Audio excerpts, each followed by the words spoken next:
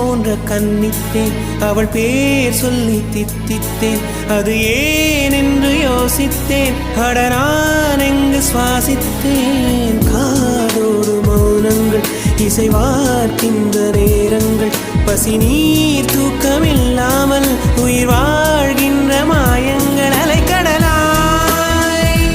இருந்த மனம் துளி துளியாய் சிதறியதே ஐம்புலனும் என் மனமும் எனக்கு எதிராய் செயல்படுதே விழி காண முடியாத மாற்றம் அதை மூடி மறைக்கின்ற தோற்றம் ஒரு மௌன புயல் வீசுதே